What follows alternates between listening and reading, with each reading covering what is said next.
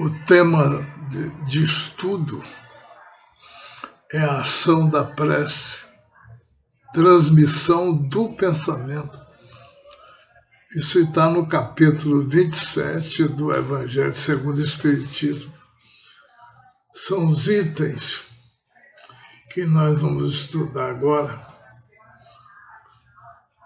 e que com certeza nós vamos colocar em prática, que é a ação da prece, transmissão do pensamento.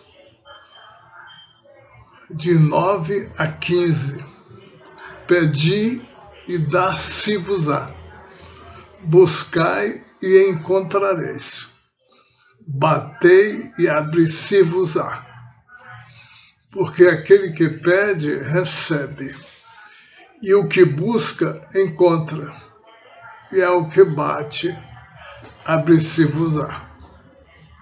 E qual de entre vós é o homem que, pedindo-lhe o seu filho um pão, lhe dará uma pedra? E pedindo-lhe um peixe, lhe dará uma serpente? Se vós, pois, sendo maus, sabeis dar boas coisas aos vossos filhos, quanto mais vosso Pai que está nos céus dará bens aos que lhe pedirem. Isso aí está em Mateus 7 a 11. Nessa passagem evangélica, Jesus sugere que podemos entrar em contato com Deus através da rogativa da fé,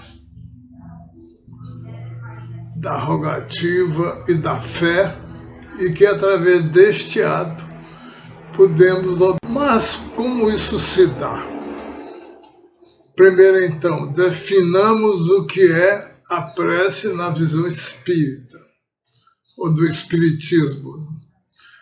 No item 9, no capítulo 27 do Livro dos Espíritos, está dito que a prece é a invocação mediante a qual o homem entra em pensamento, ou pelo pensamento, em comunicação com o ser a quem se dirige. Neste caso, pela definição, poderíamos entrar em contato com qualquer um a que nos dirigimos em pensamento. E como funciona isto? Vejamos. Em termos de doutrina espírita, é ensinado que o pensamento se transmite através do fluido cósmico universal, como se fosse uma teia, uma trama interligando todos os pontos. Por exemplo, a rede mundial de computadores ligado pela internet, ou o som que é transmitido pelo ar. Então, muitas tradições, muitos estudos falam dessa substância única que ligam as coisas. Aliás, essa visão ainda se limita ao dualismo, pois o monismo diz que só existe uma única coisa no universo. E os fragmentos são observações inadequadas da realidade. Por exemplo, no taoísmo existe uma máxima que diz: o todo está em tudo. Na física moderna, a ideia de um todo interligado encontra cada vez mais adeptos. Pois bem, coincidindo com o que diz o Espiritismo, essas tradições asseveram que o pensamento pode mesmo navegar sobre esse mar denominado aqui de fluido cósmico universal, atingindo os diversos pontos a que se dirige. Assim, o pensamento poderia se ligar a outra mente apenas pela força da vontade e pela direção dos sentimentos. Portanto, um pensamento transmitido pode atingir o ponto a que se dirige, seja ele bom ou não. O que diferenciaria o pensamento bom do não bom? Seria apenas o sentimento que ele carrega? Igualmente, o automóvel é como se fosse o sentimento no automóvel, a direção. E a vontade seria o motor do automóvel. Então, quais seriam os objetivos da prece? Ora, dependendo da vontade e do sentimento, esses determinariam o objetivo. No entanto, quando nos referimos à prece, damos a conotação de um bom pensamento. Logo, a prece objetiva sempre atender a preceitos positivos da mente. Portanto, a prece objetiva a melhora de nós mesmos, através da sintonia com os espíritos que estão acima de nós na escala moral, ou dos espíritos amigos que nutrem por nós um carinho, uma atenção, um amor. Então, tem também como objetivo auxiliar outro espírito, encarnado ou não, inspirando-o a bons pensamentos. Atende ao quesito chamado de gratidão também, pois aqueles que nos ajudaram se sentem recompensados pelos seus esforços em nos atender. E, por fim, objetiva a elevação do próprio espírito na busca de sua glorificação. Mas há aqueles que, longe de manter a mente em sintonias elevadas e padrões harmoniosos, permitem que os pensamentos vagueiem pelos setores mais sombrios da mente. Observando os males que afligem o homem, podemos determinar que, na sua grande maioria, decorre do seu próprio desejo desenfreado para atender às suas paixões mais primárias.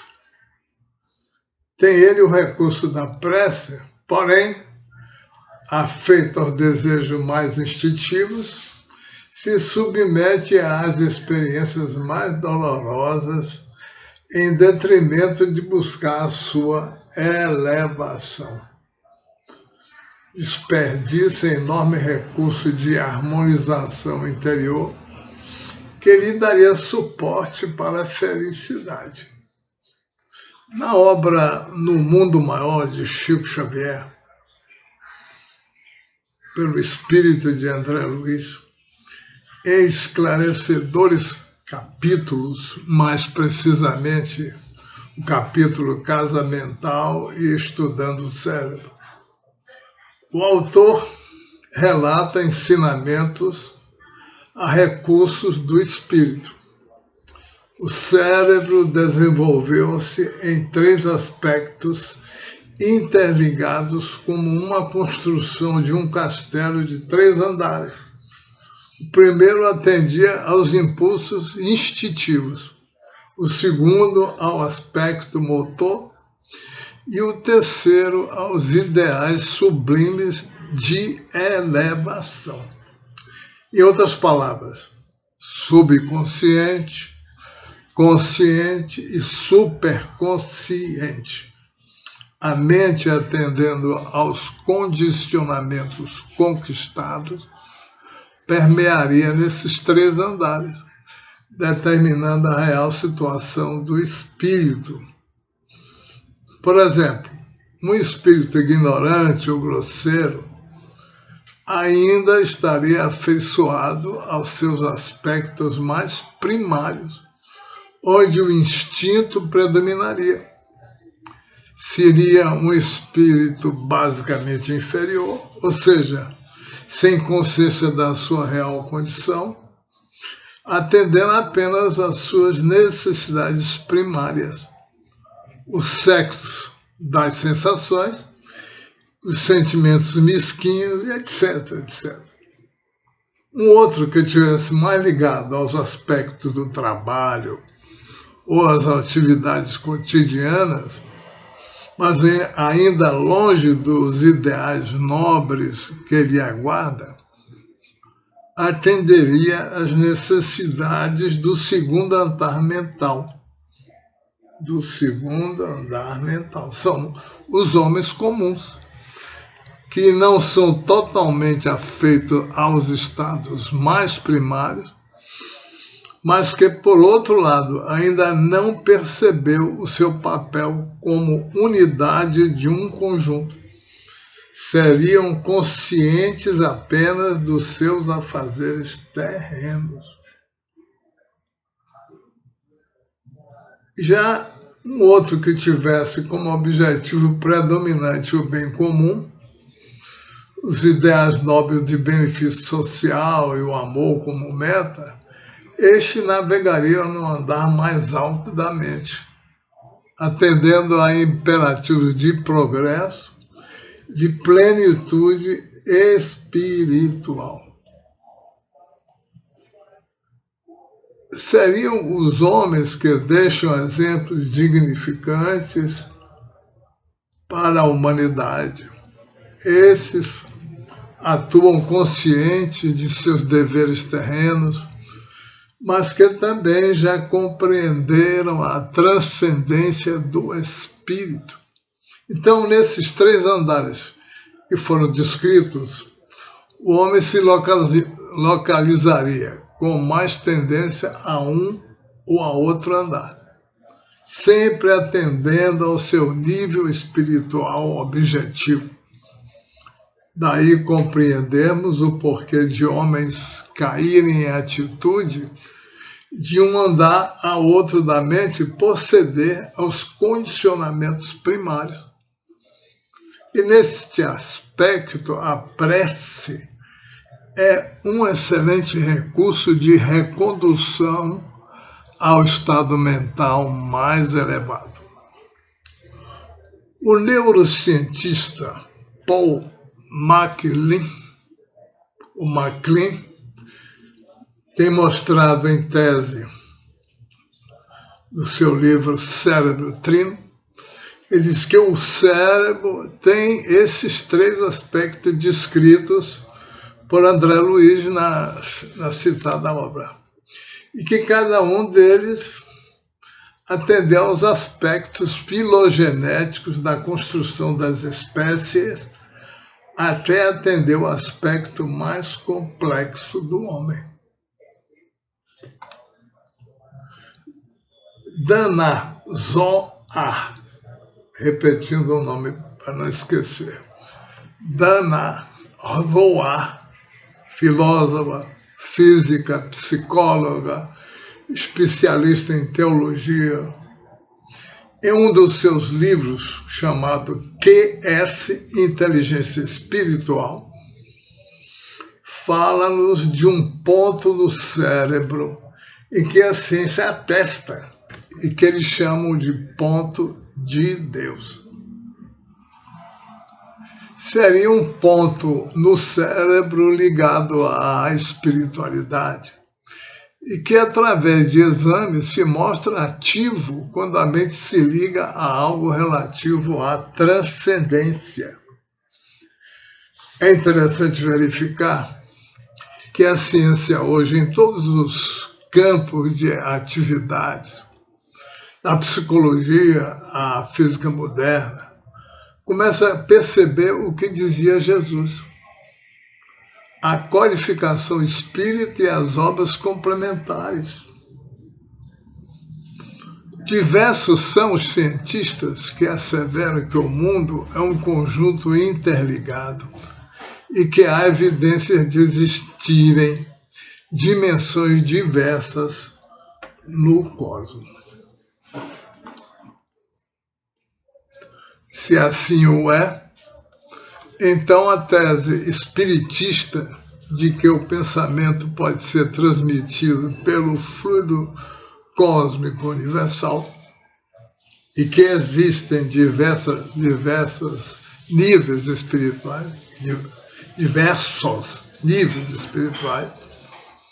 incluindo aí dos desencarnados e encarnados, que podem manter intercâmbio entre si, e começa a parecer não mais crenças de uma religião ultrapassada, mas sim uma ciência que andava à frente das perspectivas da ciência mecanicista. Certamente por isso, alguns desavisados quanto às atualidades científicas habituaram-se a usar conotações pejorativas quanto ao aspecto transcendental das religiões e, mais enfaticamente, ao espiritismo. Segundo nos instruem os benfeitores do invisível, a prece atende no que tange às atividades de auxílio ao homem terreno ascendência definitiva, pois os socorros são priorizados em face aos imperativos das necessidades. E estas são classificadas conforme a vontade e a firmeza de quem realiza a prece, de quem realiza a oração. Eis porque a prece sincera e justa alcança com mais precisão aos objetivos. Os objetivos que a quem seja. Então eu oro num determinado pedido a Deus. Esse meu objetivo é isso, aquele, aquilo outro. E ele ouve a minha prece. É que nossos rogos, acredito que a palavra rogos, são ouvidos e atendidos conforme a verdadeira necessidade de auxílio. Por essa razão, Jesus, em Mateus 6, capítulo 5 a 8, ensina a oração sincera. Interessante perceber, dentro dessa perspectiva, que na natureza tudo obedece à lei de justiça e de amor. Sou convicto que foi por isso que João, no capítulo 4, item 8, disse: aquele que não ama não conhece a Deus, porque Deus é amor. Certamente, assim como grandes missionários, como Gandhi, Buda, Irmã Dulce, Chico Xavier, Madre Teresa de Calcutá, Sai Baba, Francisco de Assis, Lao Tse e tantos outros, perceberam que tudo em a natureza obedece a uma ordem sublime e divina. É bom lembrar que todos esses ícones da humanidade tinham o hábito da prece e a prática da caridade. Então, repetindo, certamente, assim como grandes missionários como Gandhi, Buda, Irmã Dulce, Chico Xavier, Madre Teresa de Calcutá, Satya Sai Baba, Francisco de Assis, Lao Tse e tantos outros, perceberam que tudo na natureza obedece a uma ordem sublime e divina. É bom lembrar que todos esses ícones da humanidade tinham em comum o hábito da prece e a prática da caridade, da justiça e do amor pelo próximo. precisamos compreender que a prece aliada à prática do amor é o recurso ensinado pelos grandes mestres, inclusive o mestre dos mestres, Jesus, para a elevação do espírito, retirando do calabouço das ilusões e das dores. Quantos não se sentiriam longe das tentações ou das perturbações se usassem o recurso da prece? Quantos? Que possamos usar esse recurso maravilhoso que nos foi ofertado por amor a nós, pelo grande arquiteto do universo, da vida, Deus. Portanto, que Deus nos abençoe e que nós pensemos muito sobre esse item. Então, somos gratos a Deus por nos permitir esse estudo, pesquisando e expondo ensinamentos repassados pelos bons espíritos. Esperamos que o Senhor, que foi transmitido, tenha sua utilidade, pois quando menos esperamos, uma semente brota. Se uma única semente brotar, já nos damos por satisfeitos. Todavia, se apenas lançarmos uma semente em terra ainda não fértil, árida, felizes continuaremos, pois a terra trabalhada um dia, ela germina. Confiamos assim na lei de Deus, na lei do Senhor. Por isso, agradecemos a Deus os benefícios deste assunto que acabamos de tratar. Muita paz para todos.